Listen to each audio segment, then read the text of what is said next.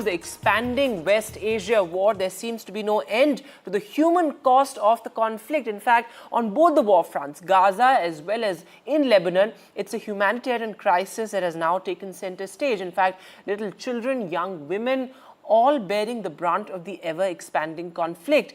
In Lebanon, of course, the war has now expanded to the heart of the cities. In fact, Beirut is being bombed by Israel as well, and it's not just the Hezbollah camps or the Hezbollah strongholds that are being struck, but also Israel in Gaza as well as school was struck in in the latest escalation. Let me go straight across to my colleague Mohd Ghazali joining us from Lebanon. So Ghazali, it's clearly the humanitarian crisis that has now taken center stage. This is a real cost of war. Innocent civilians bearing the brunt of the ever-expanding conflict. Oh, yes. I just try to explain to the location from where I'm reporting right now. On my left is the Martyrs Square. I'll just try to show you. And this has now become the center of all those who are migrating from the southern Lebanon, which has been caught in the crossfire between Israeli forces as well as the Hezbollah fighters. And you see, people have come from far-flung areas with their belongings, and they are now on the street, literally on the street, in a makeshift camp. On my right, my associate here will show you, is the iconic Rafiq Hariri Mosque, the Al Amin Mosque, and on my back is the Mediterranean Sea. So this entire area has now turned into a refugee camp, a makeshift camp, and people don't know, because what lies in their future is not known to anyone. What has happened in the last 24 hours, I'll just sequence the events. We saw yesterday the center of Beirut, 2 residential areas in Beirut were bombed by Israel, killing more than 20 people and injuring hundreds of them. Israel claimed that perhaps one of the political figures of Hezbollah, who has been negotiating or has been part of the political group who was also involved or engaged in diplomatic talks with other countries, have been killed, as claimed by the Israeli government and their spokesperson. But the local media claims that perhaps he escaped or he survived that attack, or he left the building before the attack. Yesterday also, Israel attacked with the UNIFIL forces, which is right near the Israel-Lebanon border. The peacekeeping forces of the United Nations were attacked by Israeli forces. 2 of them belonging to Bangladesh have been injured and were admitted to hospital. And many UN nations, members of the United Nations, have criticized Israel for taking the war to the UNIFIL forces, who are there to maintain peace in that particular region. Besides that, a key meeting is expected to happen today in Turkmenistan, where the Iranian president is going to meet the Russian president. And perhaps either he will ask for support to counter the attack from Israel in Syria, in Lebanon, as well as the Iran, which is still bracing for the attack or retaliation from Israel after Iran launched multiple ballistic missiles into Israel. But amid all this, as you rightly pointed out, this is the cost of war. The people who have nothing to do with this war have been displaced internally, are leaving Lebanon. More than 3 million people have been displaced in the last 3 weeks since this war broke out after the pager and walkie-talkie explosion, while Israel keeps claiming that it has been attacking the residential areas after getting inputs that it houses the Hezbollah commandos or arms and ammunition depot of Hezbollah, but locals also claim that that's not true. Besides that, Israel has also been saying that perhaps it will try to enter into Beirut or Lebanon through the sea route. So yesterday we reported from the Mediterranean that how the local fishermen and their economy has collapsed because they can't go into the seawater fearing a retaliation from Israel. Besides that, there are other people from southern Lebanon who are moving into Beirut. They are getting into the hotels. Now, the hotel owners are also sort of concerned that perhaps if they give shelter to these people, they can also come under the attack from Israeli forces. In the sky above me, you can hear the voices of the sounds of drones, which are constantly monitoring the developments in this area. In the last 1 week, we visited different areas which have come under the aerial attacks from Israel. And everywhere we visited, we met the people from Hezbollah or the Shia community as well. And they say that just because Israel claims that it is epicenter of Hezbollah's activities or a stronghold of Hezbollah, they have come under attack while they have nothing to do anything with the Hezbollah. In the southern Lebanon, you must have heard this word, southern suburbs of Lebanon or Beirut. In that particular area, Israeli media and their spokesperson claim that they have met significant inroads up to 5 kilometers, but people who have got displaced from that particular area, we spoke to them here today in Beirut, and they said that barely 500 meters to 1 kilometer is what the Israeli army made a penetration into that area, but were given a hard pushback from Hezbollah.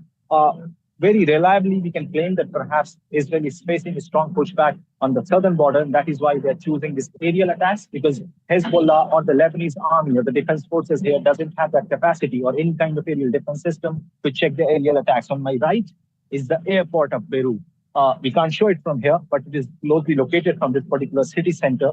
And in and around the areas of airport have also come constantly under the aerial attack from Israel. It has damaged roads leading to the airport. It has damaged roads connecting Libya, Syria and Lebanon border in the Syrian territory as well as in the Lebanese territory. So people who are migrating or trying to leave Lebanon are also stuck near the airport because big craters have been created due to the impact of explosions. They are now walking on foot, crossing the or entering into the Syrian territory. And even then, they are facing attacks because yesterday simultaneous attacks happened in Beirut, in the southern suburb, as well as in Syria. And due to this expansion of war or attacks, now the residents of the city area here are also concerned because all this while in the last 1 month or so, Israel had not attacked anything in the city center. And people over here thought that perhaps the war will be limited towards the outskirts of the city, towards the border areas. But now with this attack which happened yesterday, perhaps Israel has been emboldened that it will continue to attack anywhere in Beirut or in Lebanon in larger context. And that is why no area is safe here right now. Nobody knows which area will come under attack and by whom. Absolutely, Ghazali, and that's the extent of the humanitarian crisis. But you spoke of the displacement as well. What's happening both in Gaza as well as Lebanon is absolutely unprecedented, and this is only continuing. People are now, of course, moving towards the Syrian border, as you also showed in a series of reports. But there is, their future hangs in the balance. They don't know where to go. There is no safe haven anymore as far as West Asia is concerned.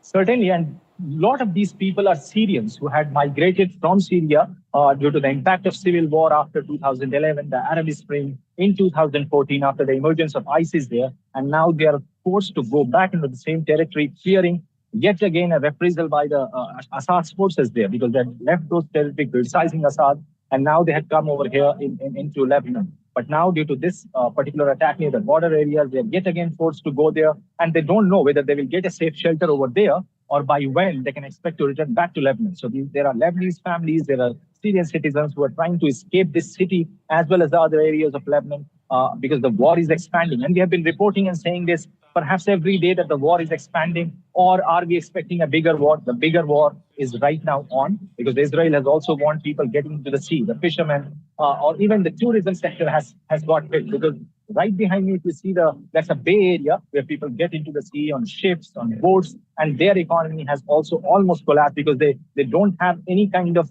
assurance that whether Israel will attack at a particular given time, because every time Israel announces that claims that we have announced beforehand, asking people to evacuate those areas, and then doesn't give sufficient time for these people to leave the area, and then aerial bombardments starts happening. So it's a very confusing, very sad situation over here because these people have nothing to do with the war.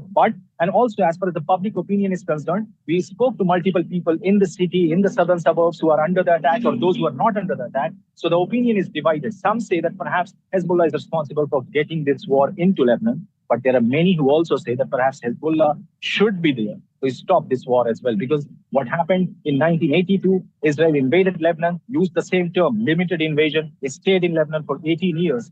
Back in 2006, same thing happened, limited invasion. It stayed for days, weeks, until the United Nations brokered a peace between the two parties. And similar situation is emerging now with UN looking very powerless, as well as the Western countries who have been calling for ceasefire but have failed to achieve it so far. Absolutely, Ghazali. And also on the diplomatic front, well, of course, the West is also very much now a part of the war in the sense that various Houthi camps and strongholds were targeted as well.